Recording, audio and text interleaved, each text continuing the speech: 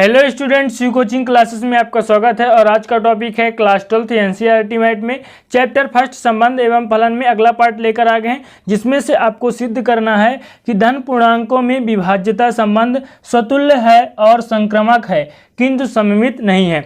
तो dear student, हमने आपको पहले ही वीडियो में बताया है कि स्वतुल्य, संक्रामक और सममित क्या होते हैं। ये तीनों आपको बहुत अच्छे से जानना अनिवार्य है। क्योंकि चैप्टर फर्स्ट में हर सवाल में आपको स्वतुल्य, संक्रामक और सममित बताना पड़ेगा कि कौन सा स्वतुल्य, संक्रामक और सममित है। और तुल्यता भी पूछता है, तो तुल्यता कब होता है? जब स्वतुल्य, संक्रामक और सममित तीनों होते हैं तब वह तुल्यता संबंध होता है। तो चलिए ये क्वेश्चन को सॉल्व करते हैं। तो डियर स्टूडेंट, इसमें सबसे पहले जो पूछा है आप उसे कंफर्म करिए। क्या पूछा है कि धन पूर्णांक, पूर्णांक क्या होता है डियर स्टूडेंट? तो पूर्णांक को इंग्लिश में बोलते हैं इंटीजर्स नंबर। और पूर्णांक आपको पता होगा कि जैसे कि एक संख्या रेखा में पूर्णांक संख्या को दर्शाया जाता है, इस प्रकार एक संख्या रेखा होता है और एक तरफ क्या होता है, धनात्मक होते, बीच में इसको जीरो मान लेते हैं, जीरो होता है। और दाएं साइड डियर स्टूडेंट धनात्मक संख्या होता है और उसके बाएं साइड ऋणात्मक संख्या होता है। जैसे इस तरह -1, -2, -3, ये माइनस इनफाइनाइट तक चला जाता है। कहाँ तक?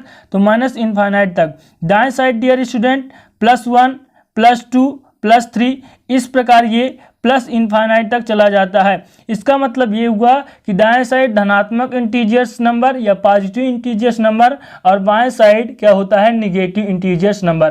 तो डियर स्टूडेंट, इसमें पूछा है क्वेश्चन में, सिद्ध कीजिए कि धन पूर्णांकों में विभाज्यता संबंध क्या है, स्वतुल्य, संक्रामक है किंतु सममित नहीं है। तो आपको पता है कि स्वतुल्य कब होता है? जब कोई अवयव क्या होगा, स्वयं से यदि संबंध रखता है। यक्स मान लीजिए कोई अवयव लिए हैं और यक्स स्वयं से संबंध रखेगा, तब ये क्या कहलाएगा? स्वतुल्य कहलाएगा, स्वतुल्य। और सममित में क्या होता है, यदि हमारे पास दो अवयव x और y हैं, तो x अगर y से संबंध रखता है तो y भी x से क्या रखेगा, संबंध रखेगा, तब ये सममित कहलाएगा। क्या कहलाएगा? सममित। और संक्रामक में क्या होता है कि संक्रामक में डियर स्टूडेंट तीन अवयव होते हैं। यदि x y से संबंध रखता है और y z से संबंध रखता है, तब x भी क्या करेगा, z से संबंध रखेगा, तब ये कहलाएगा संक्रामक संबंध। तो चलिए हम इसमें देख लेते हैं डियर स्टूडेंट कि धन पूर्णांक में जो विभाज्यता संबंध है स्वतुल्य और संक्रामक है किंतु सममित नहीं है, ये हमें सिद्ध करना है। तो सबसे पहले क्या करेंगे, स्वतुल्य के लिए हम देखेंगे कि जो धन पूर्णांक है वो स्वतुल्य है या नहीं। तो सबसे पहले क्या करेंगे, यहाँ पे लिख लेंगे हल।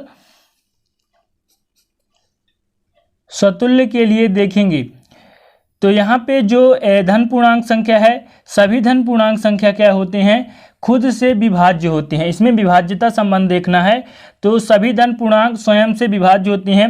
धन पूर्णांक क्या हो जाएगा, मान लीजिए हम धन पूर्णांक को ले लेते हैं, यहाँ पे 3 ले लिए। यदि इसे 3 से विभाजित करते हैं तो 3 1 जा 3, यानी ये विभाजित हो जाएगा, 3 से 3 विभाजित हो जाएगा, तो क्या आएगा, 1 आंसर आएगा। इसके अलावा कोई भी आप धन पूर्णांक ले सकते हैं। 5 ले लीजिए, यदि इसको 5 से विभाजित करेंगे तो विभाजित हो जाएगा। यानी कोई भी आप संख्या ले सकते हैं, तो क्या होगा, वे स्वयं से विभाज्य होंगे, इसलिए ये स्वतुल्य है। तो विभाज्यता संबंध में ये हो जाएगा कि स्वयं से विभाजित हो जाएंगे, इसीलिए क्या है, स्वतुल्य है। तो इसमें आपको लिखना पड़ेगा कि प्रत्येक धन पूर्णांक, चूंकि प्रत्येक धन पूर्णांक क्या होता है, स्वयं से विभाज्य होता है, तब हो जाएगा। अर्थात मान लीजिए यहाँ पे कोई भी धन पूर्णांक ले लेते हैं, a मान लेते हैं, a के जगह में आप कुछ भी लिख सकते हैं। यानी a किससे विभाजित है, a से।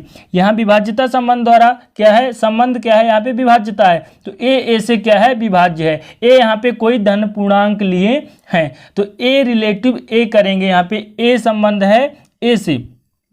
जो a सभी के लिए डियर स्टूडेंट है, क्या है, a इंटीजर्स नंबर है, पॉजिटिव इंटीजर्स नंबर में बिलोंग करता है। क्या है, a इंटीजर्स नंबर में बिलोंग करता है। लिखेंगे अतः जो यहाँ पे संबंध है r स्वतुल्य है। क्या है, स्वतुल्य है, विभाज्यता संबंध द्वारा क्या है, स्वतुल्य है। अब देखेंगे सममित संबंध के लिए। अगला है सममित। सममित में क्या होता है कि जब कोई x मान लीजिए y से यदि संबंध रखता है तो y भी x से संबंध रखेगा, तभी ये सममित कहलाएगा। किंतु यहाँ पे क्या बोला है, positive integers number. Positive integers number कोई भी दो इंटीजर्स नंबर ले लीजिए कि a और b ले लेते हैं या कि x और y ले लेते हैं। तो x और y ले लेते हैं तो x बराबर कोई भी संख्या ले लीजिए और y बराबर कोई भी संख्या ले लीजिए। मान लीजिए एक हम ले लेते हैं 10 ले लेते हैं पॉजिटिव इंटीजर्स नंबर जो कि 5 से रिलेटिव है। क्या है, 5 से क्या करता है, संबंध रखता है। तब 5 को भी क्या करना चाहिए, 10 से संबंध रखना चाहिए। किसके द्वारा, विभाज्यता के द्वारा। तो डियर स्टूडेंट 10 जो है 5 से विभाज्य है, किंतु 5 10 से विभाज्य नहीं है। क्या है, नहीं है। तो ये संबंध नहीं रखता, यानी 5 जो 10 है 5 से विभाज्य है, किंतु 5 10 से विभाज्य नहीं है। क्या है, नहीं है, किंतु होना चाहिए। सममित संबंध के लिए होना चाहिए, तो यहाँ पे नहीं है, इसीलिए यहाँ पे सममित संबंध का पालन नहीं करता है पॉजिटिव इंटीजर्स नंबर। यहाँ पे लिखेंगे डियर स्टूडेंट, या तो आप एक्स वाई ले सकते हैं या तो ए बी ले लेते हैं। यहाँ पे लिखेंगे यदि ए जो है बी से विभाज्य है, बी से विभाज्य है, एक्स या वाई भी ले सकते हैं, विभाज्य है, तब बी ए से विभाज्य नहीं हो सकता। विभाज्य नहीं हो सकता, कभी नहीं हो सकता। अर्थात यहाँ पे आप लिखेंगे ए जो है बी से रिलेशन लगता है, किंतु जो इसके बराबर होना चाहिए बी रिलेटिव ए, वो नहीं रखता, इसीलिए ये सममित संबंध नहीं होगा। यहाँ पे आप इस प्रकार लिखेंगे। जो ए और बी है डियर स्टूडेंट, फॉर ऑल कहाँ से बिलोंग करता है, तो ये बिलोंग करता है पॉजिटिव इंटीजर्स नंबर। इसका मतलब ये हुआ कि जो ए और बी अवयव हैं वो पॉजिटिव इंटीजर्स नंबर से लिया गया है। इसका मतलब होता है बिलोंग टू, मतलब कि इससे ये संबंध रखता है, इसके अवयव हैं। लिखेंगे अतः जो हमारा संबंध आर है समुच्चय इंटीजर्स पॉजिटिव इंटीजर्स नंबर पर सममित नहीं है। इंटीजर्स पॉजिटिव इंटीजर्स नंबर पर सममित नहीं है। क्या है, सममित नहीं है। अब आपको देखना है संक्रमक के लिए। अब संक्रमक में क्या होता है कि यहाँ पे 3 अवयव रहते हैं, 3 अवयव ए बी और सी ले लेते हैं। तो इसमें क्या है, यदि पहला अवयव दूसरे अवयव से विभाज्य है और दूसरा अवयव तीसरे अवयव से विभाज्य है, तब पहला अवयव जो है तीसरे अवयव से विभाज्य होगा। मान लीजिए कि हम यहाँ पे 3 इंटीजर्स नंबर ले लेते हैं पॉजिटिव में, जो कि आपको क्वेश्चन में दिया गया है। मान लीजिए एक लेते हैं 50 और दूसरा अवयव ले लेते हैं 10 और तीसरा अवयव ले लेते हैं 5। इस प्रकार ले लेते हैं। तो देखते हैं कि पहला अवयव दूसरे अवयव से विभाज्य है और दूसरा अवयव तीसरे अवयव से विभाज्य है, तब जो पहला अवयव है दूसरे अवयव से विभाज्य है या तीसरे अवयव से विभाज्य है या नहीं। तो देख सकते हैं आप कि यदि पहला अवयव दूसरे अवयव से यानी किससे 10 से विभाज्य है, इसका मतलब ये हुआ कि जो पहला अवयव ए है बी से विभाज्य है। ए यहाँ पे ये बी हो गया, तो ये विभाज्य हो सकता है 10 पना 50। इसके बाद देखिए तब दूसरा अवयव जो है तीसरे अवयव से विभाज्य होगा, मतलब कि ये जो 10 है 5 से विभाज्य होगा, 5 दूना 10। तब डियर स्टूडेंट क्या होगा कि जो पहला अवयव है वो भी तीसरे अवयव से विभाज्य होगा, मतलब कि ये 50 जो है वो भी 5 से विभाज्य होगा। तो ये कट गया 10 पना 50। इसका मतलब कि पॉजिटिव इंटीजर्स नंबर में ये क्या है, संक्रमक है। तब यहाँ पर लिखेंगे कि यदि ए बी से विभाज्य है, अभी हमने आपको बताया कि ए बी से विभाज्य है और बी जो है सी से विभाज्य है, तब क्या होगा कि ए भी सी से विभाज्य होगा। तब यहाँ पे हम लिखेंगे डियर स्टूडेंट, अर्थात जो हमारे ए है ए रिलेशन रखता है बी से और बी रिलेशन रखता है सी से, तब क्या होगा कि जो सी है ए से विभाज्य होना चाहिए। तब फॉर ऑल हो जाएगा। जो ए बी सी अवयव हैं वो कहाँ बिलोंग करते हैं, तो पॉजिटिव इंटीजर्स नंबर में बिलोंग करते हैं। पॉजिटिव इंटीजर्स नंबर होना चाहिए, धनात्मक पूर्णांक संख्या। तब लिखेंगे कि अतः जो हमारा आर है समुच्चय पॉजिटिव इंटीजर्स नंबर पर क्या है, संक्रामक है। तब हमको क्या सिद्ध करना था कि जो हमारा दिया गया है पॉजिटिव इंटीजर्स नंबर विभाज्यता संबंध द्वारा स्वतुल्य और संक्रामक है किंतु सममित नहीं है। तो हमने ये सिद्ध किया कि दिया गया जो हमारा धन पूर्णांक संख्या विभाज्यता संबंध द्वारा स्वतुल्य और संक्रामक है किंतु सममित नहीं है। आप देख सकते हैं कि स्वतुल्य है और संक्रामक है किंतु सममित नहीं है। तो लास्ट में आप लिखेंगे कि अतः कि दिया गया समुच्चय जो है धन पूर्णांकों में विभाज्यता संबंध द्वारा स्वतुल्य है, संक्रामक है किंतु सममित नहीं है। ये हमारा सिद्ध हो गया, इतना सिद्ध करना था। अब देख लेते हैं अगला क्वेश्चन। अगला क्वेश्चन है संबंध का एक ऐसा उदाहरण दीजिए जो सममित और संक्रामक हो परंतु स्वतुल्य न हो। हमको एक संबंध लेना है अपने से, एक समुच्चय जिसमें से अपने से संबंध बनाना है जो कि ऐसा होना चाहिए जो सममित और संक्रामक हो परंतु स्वतुल्य न हो। आप कुछ भी उदाहरण ले सकते हैं और मतलब कि अलग अलग बुकों में अलग अलग उदाहरण रहेगा, तो हर एक का अलग अलग उदाहरण हो सकता है। तो चलिए इसको सॉल्व करते हैं। सबसे पहले हल और एक क्या करते हैं, समुच्चय मान लेते हैं। माना कि समुच्चय ए मान लेते हैं, ए बराबर आप कुछ भी मान सकते हैं। तो मान लेते हैं ए बी सी हमारे में 3 अवयव है जो कि एक संबंध मान लेते हैं तथा किस संबंध द्वारा, आर संबंध में क्या है, माना कि इस प्रकार है। किस प्रकार, आर बराबर क्या है, एक संबंध ले लेते हैं। ए का संबंध ए से है और ए का संबंध बी से है, बी का संबंध ए से है, बी का संबंध बी से है। कुछ इस प्रकार अपने से हम मान लेते हैं कि ऐसा संबंध हमारे पास है, ऐसा एक समुच्चय है। ए बराबर 3 अवयव ले लेते हैं, ए बी और सी, और माना कि इस प्रकार संबंध है हमारा आर बराबर ए का रिलेशन ए से है, ए का रिलेशन बी से है और बी का रिलेशन ए से है और बी का रिलेशन बी से है। इस प्रकार है। तब हम देखेंगे कि वह स्वतुल्य ना हो किंतु सममित और संक्रामक होना चाहिए। अपने से एक उदाहरण लेना है। तब देखेंगे सबसे पहले स्वतुल्य के लिए। स्वतुल्य का मतलब क्या होता है कि कोई भी अवयव है, यदि यहाँ पे 3 अवयव हैं तो तीनों अवयव स्वयं से संबंध रखने चाहिए। यानी ए का संबंध ए से होना चाहिए, बी का संबंध बी से होना चाहिए और सी का संबंध सी से होना चाहिए, तभी वह स्वतुल्य संबंध होंगे अथवा नहीं होंगे।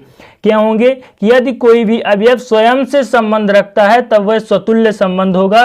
तो आप यहाँ पे देख सकते हैं कि जो हमारा संबंध है, ए का संबंध ए से है और बी का संबंध बी से है, किंतु सी का संबंध सी से नहीं है, इसलिए आर स्वतुल्य नहीं है। यहाँ पे आप लिखेंगे कि जो सी और सी है इसका जो संबंध है आर के साथ संबंध होना चाहिए, सी का संबंध सी से आर संबंध द्वारा जुड़ा होना चाहिए। तो यहाँ पे संबंध नहीं है, इसलिए क्या है, आर स्वतुल्य नहीं है, इसलिए आर स्वतुल्य नहीं है। क्लियर हो गया कि यहाँ पे क्या है कि सी का संबंध सी से नहीं है, इसलिए आर स्वतुल्य नहीं है। अब अगला देखिए सममित के लिए। तो सममित के लिए आप देख सकते हैं सममित तभी होगा जब एक का संबंध दूसरे से और दूसरे का संबंध क्या होगा, पहले से होगा। तो देखिए यहाँ पे आप देख सकते हैं कि ए का संबंध बी से है और बी का संबंध ए से है। तो आप बता देंगे कि जो ए का संबंध किससे है, बी से है, कि ए जो है रिलेशन रखता है बी से और बी रिलेशन रखता है ए से रखता है। तो इस प्रकार ये रिलेशन रखता है। जो फॉर ऑल ए और बी के अवयव हैं वो कहाँ पे है, तो वो समुच्चय ए में है, इसलिए क्या है कि ये आर सममित है। यहाँ पे लिखेंगे अतः आर सममित है, अतः आर सममित है। इसके और कई सारे एग्जाम्पल्स दे सकते हैं कि मान लीजिए कि कोई भी ए है, ए का संबंध ए से है, मान लीजिए पहला अवयव है और ये दूसरा अवयव है, तब ये दूसरे वाला ए को पहले लिख दीजिए और पहले वाला ए को बाद में लिख दीजिए। यानी ए का संबंध ए से है, तब इस वाला ए का संबंध ए से है, तब ये जो ए और ए के अवयव हो जाएंगे फॉर ऑल ए के ए अवयव हो जाएंगे, वो भी समुच्चय ए में प्रदर्शित है। और इस प्रकार भी हो जाएगा कि जो बी का अवयव है ए, मतलब कि बी का रिलेशन ए के साथ है, तब ए का रिलेशन क्या है, बी के साथ है। इसमें कई सारे एग्जाम्पल आप देख सकते हैं। तो आर सममित है क्योंकि पहले का एग्जाम्पल यानी आर जो है एक्स का रिलेशन वाई से है और वाई का रिलेशन क्या है, एक्स से होना चाहिए। तो यहाँ पे है ए का रिलेशन बी के साथ है और बी का रिलेशन ए के साथ है, इसलिए आर सममित है। इसके कई सारे यहाँ पे एग्जाम्पल्स हो सकते हैं, तो इसमें आप एक एग्जाम्पल लिख दिए हैं। अब देखिए तीसरा आपको बताना है कि आर संक्रामक होना चाहिए। अब आप यहाँ संक्रामक के लिए समझिए, मान लीजिए हमारे पास आर संबंध किस प्रकार दिया गया है कि ए का संबंध ए से है, यहाँ पे थोड़ी समझिएगा, और ए का संबंध बी से है, बी का संबंध ए से है और क्या है, बी का संबंध बी से है। इस प्रकार हमको क्वेश्चन दिया गया है कि ए का संबंध ए से है, ए का संबंध बी से है, बी का संबंध ए से है और बी का संबंध ए से है, बी का संबंध बी से है। इस प्रकार हमारे पास क्वेश्चन दिया गया था। आप देख सकते हैं कि इस प्रकार हमने माना था कि जो ए का संबंध ए से है और ए का संबंध बी से है, बी का संबंध ए से है, बी का संबंध बी से है। आप कंफ्यूज यहाँ पे मत होइएगा, इस प्रकार हमने माना था। तो यहाँ पर आप देख सकते हैं कि हमने यहाँ पे इस प्रकार ले लिया है, ए का ए से, ए का बी से, बी का ए से, ए का बी से, बी का ए से और बी का बी से। तब हम यहाँ देखेंगे तीन अवयव लेकर कि संक्रामक है या नहीं। संक्रामक में क्या होता है कि तीन अवयव होते हैं, एक का संबंध दूसरे से, दूसरे का संबंध तीसरे से और पहले का संबंध तीसरे से होना चाहिए। तो यहाँ पे आप देख सकते हैं कि यहाँ पे तीन अवयव ले लेते हैं, एक ए ले लेते हैं और दूसरा ए, ये पहला वाला ए ले लेते हैं, ये पहला हो गया, और दूसरा वाला ए ले लेते हैं, ठीक है, ये दूसरा हो गया, और यहाँ से एक बी ले लेते हैं, बी ले लेते हैं डियर स्टूडेंट। अब यहाँ पे आप थोड़ी अच्छे से समझिएगा कि देखिए इस वाला ए, यहाँ पे तीन अवयव हैं, ये ए है और बी है, ठीक है। देखिए जो हमारे पास संबंध दिया गया है, तो मान लीजिए ए का संबंध ए से है, यानी पहले वाला अवयव से संबंध दूसरे वाला अवयव से है। ए का संबंध क्या है, ए से है, यहाँ पे देखिए इसका संबंध इससे है और इस ए का संबंध बी से है, यानी ए का संबंध किससे है, बी से है।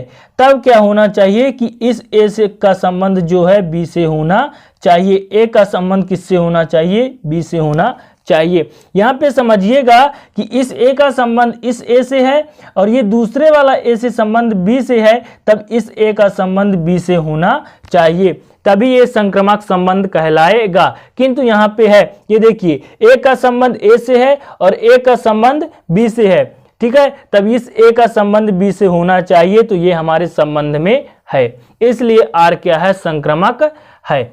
इस प्रकार और दूसरा ले सकते हैं कि तीन अवयव ए और बी ले सकते हैं। इस प्रकार ले सकते हैं कि ए, बी और ए हमारे पास तीन अवयव हैं, तो इस ए का संबंध किससे है, बी से है, ए का संबंध बी से है और बी का संबंध किससे है, ए से है। तब इस ए का संबंध किससे होना चाहिए, तो इस ए का संबंध ए से होना चाहिए। तो ए का संबंध इस प्रकार है कि ए बी किसके संबंध में, आर संबंध द्वारा है, तो और बी ए संबंध द्वारा है आर में, देख सकते हैं आप। तब क्या होना चाहिए कि ए का संबंध ए से होना चाहिए, वो आर में होना चाहिए। तो आप देख सकते हैं कि ए का संबंध बी से है, बी का संबंध ए से है और ए का संबंध भी ए से है। तो इस प्रकार क्या है कि आर संक्रामक है। इस प्रकार आपको इस प्रकार लिखना है। अब लिख देंगे अतः आर संक्रामक है, अतः आर संक्रामक है। तो हमने एक उदाहरण लिया और सिद्ध कर दिया कि आर स्वतुल्य क्या है, नहीं है, सममित और संक्रामक है, जो क्वेश्चन में पूछा था। अब देखते हैं डियर स्टूडेंट अगला क्वेश्चन। तीसरा क्वेश्चन क्या है कि संबंध का एक ऐसा उदाहरण दीजिए जो स्वतुल्य हो परंतु सममित और संक्रामक ना हो। देखिए अभी हमने ऐसा क्वेश्चन किया है कि स्वतुल्य ना हो किंतु सममित और संक्रामक होना चाहिए। अब सेम अपोजिट आपने क्वेश्चन देखा कि क्या होना चाहिए, स्वतुल्य होना चाहिए परंतु सममित और संक्रामक ना हो। तो चलिए एक ऐसा उदाहरण ले लेते हैं। ठीक, हमने कोई उदाहरण लेंगे तो चलिए हल करते हैं। हल मानेंगे सबसे पहले कि माना हमारे पास कोई समुच्चय ए है जिसमें से फिर वही अवयव ले लेते हैं ए बी और सी। क्या ले लेते हैं, ए बी और सी अवयव ले लेते हैं जो कि कोई एक संबंध द्वारा, माना कि आर संबंध द्वारा इस प्रकार जुड़ा गया है। इस प्रकार आर संबंध है जो कि हमने अवयव ले लिया है। ए का संबंध ए से है, बी का संबंध बी से है, सी का संबंध सी से है और ए का संबंध बी से है, बी का संबंध सी से है। इस प्रकार हमने अवयव मान लिया है और हमको सिद्ध करना है कि स्वतुल्य है परंतु सममित और संक्रामक ना हो। अपने से एक ऐसा उदाहरण लेना है कि वह स्वतुल्य होना चाहिए और सममित संक्रामक ना हो, ऐसा हमें सिद्ध करके दिखाना है। वेरी इंपॉर्टेंट क्वेश्चन है, ये एग्जाम में जरूर पूछा जाता है, तो इसे आप तैयार कर लीजिए। तो यहाँ पे आप देख सकते हैं कि ए में कितना अवयव है, यानी समुच्चय ए है हमारे पास। समुच्चय ए में 3 अवयव है जो कि आर संबंध द्वारा स्वयं से संबंधित है। ए का संबंध ए से है, बी का संबंध बी से और सी का संबंध सी से, इसलिए यहाँ पे स्वतुल्य होगा। तो यहाँ पे आप लिखेंगे ए का प्रत्येक अवयव क्या है, ए का प्रत्येक अवयव जो है क्या है, आर संबंध द्वारा स्वयं से संबंधित है। आर द्वारा स्वयं से संबंधित है। आर यहां रिलेशन को रिलेट करता है, क्या स्वयं से संबंधित है, संबंधित है। किस प्रकार संबंधित है यहां पे आपको बताना पड़ेगा, अर्थात ए का संबंध किससे है, ए का संबंध ए से है और बी का संबंध बी से है। आप यहां देख सकते हैं, ये देखिए ए का संबंध ए से है तो आप यहां लिखेंगे ए रिलेशन ए और बी का संबंध किससे है, बी से है और तथा क्या है, सी का संबंध सी से है। तब क्या हो जाएगा, इसलिए क्या है, अतः आर स्वतुल्य है। और स्वतुल्य तभी होता है जब वह स्वयं से संबंधित हो। आप यहां पे देख सकते हैं कि ये स्वयं से संबंधित है। ए का संबंध ए से है, बी का संबंध बी से है, सी का संबंध सी से है, अतः आर जो है स्वतुल्य है। अब देखिए क्या देखना है, अब देखना है कि सममित नहीं है, ये हमें सिद्ध करना है। तो सममित के लिए दूसरा है सममित।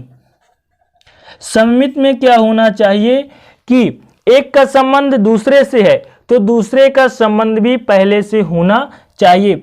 तो यहां पे आप देख सकते हैं कि ए का संबंध बी से है, क्या है, ए का संबंध जो ए बी है आर रिलेशन द्वारा जुड़ा है, किंतु यहां पे बी का संबंध ए से नहीं है। देख सकते हैं कि जो संबंध है ए का संबंध बी से है यहां पे और बी का संबंध ए से नहीं है, इसलिए क्या है, यह सममित नहीं है। यहां पे आप लिखेंगे अर्थात क्या है कि ए रिलेशन बी है किंतु बी रिलेशन जो ए नहीं है ये सममित नहीं है। Dear student, a relation B है किंतु बी रिलेशन ए ये फॉलो नहीं कर रहा है, इसलिए अतः आर सममित नहीं है। अतः आर जो है सममित नहीं है। आपको समझ में आ रहा है ना, आपको क्लियर हो गया होगा। अब देखते हैं संक्रामक के लिए। संक्रामक में क्या होता है कि यदि ए का संबंध बी से है और बी का संबंध क्या है, ए से है, तब क्या होता है कि ये पहले वाले का ए का संबंध बी से है और बी का संबंध सी से है, तब ये पहले वाले का संबंध तीसरे वाले से होना चाहिए, यानी ए का संबंध सी से होना चाहिए। तो यहाँ पे क्या है कि हमारे पास दिया गया है ए समुच्चय था, ए समुच्चय में क्या था, यहाँ पे नहीं दिख रहा है तो दोबारा लिख दे रहा हूँ, ए बी और सी था, जो कि डियर स्टूडेंट आर संबंध द्वारा हमने माना था कि ए का संबंध ए से और बी का संबंध बी से और क्या था कि सी का संबंध सी से, फिर था ए का संबंध बी से, और बी का संबंध सी से, इतना हमने माना था, ये माना में था कि समुच्चय ए था तथा आर संबंध द्वारा इतना मान लिए थे शुरू में। तो यहाँ पे देखना है कि संक्रामक है या नहीं। तो डियर स्टूडेंट, आप यहाँ देख सकते हैं कि जो ए का संबंध है, ए का संबंध बी है, ए रिलेशन क्या है, ए रिलेशन बी है यहाँ पे, तथा बी का रिलेशन भी सी से है। बी का रिलेशन किससे है, सी से है। यहाँ पे आर रिलेशन द्वारा जुड़ा हुआ है, किंतु जो सी है, ए का रिलेशन किससे होना चाहिए, सी से होना चाहिए, किंतु ए का जो रिलेशन है डियर स्टूडेंट वो नहीं है, इसलिए यहाँ पे क्या हो जाएगा कि ये संक्रामक नहीं है। अर्थात आप इस प्रकार लिख सकते हैं कि ए बी जो है रिलेटिव है आर द्वारा, तथा जो बी और सी है वो भी रिलेटिव है किसके द्वारा, सॉरी यहाँ पे बिलोंग टू होगा आर द्वारा, A B belong to R. तब जो ये क्या है बी और सी किसके द्वारा, आर द्वारा जुड़ा है, तो ए का संबंध भी सी से होना चाहिए, यानी ए का संबंध किससे होना चाहिए, सी से, तो वो नहीं है डियर स्टूडेंट यहाँ पे। तो क्या होगा, अतः आर संक्रामक नहीं है, यहाँ पे इसके बराबर नहीं है, इसलिए अतः आर संक्रामक नहीं है। इस प्रकार डियर स्टूडेंट हमने यहाँ पे 3 क्वेश्चन देखा है। तुल्यता संबंध से संबंधित कि स्वतुल्य सममित और संक्रामक है या नहीं, हमने ये देखा है। तो ये वेरी इंपॉर्टेंट क्वेश्चन है जो कि आपको तैयार करना है। आशा करता हूँ कि क्वेश्चन आपको समझ में आया होगा। यदि अच्छा लगे तो प्लीज़ एक लाइक कर दीजिएगा, दोस्तों के साथ शेयर कर दीजिएगा, नए हैं तो चैनल को सब्सक्राइब कर लीजिएगा। मिलते हैं अगले वीडियो में, तब तक के लिए जय हिंद, वंदे मातरम।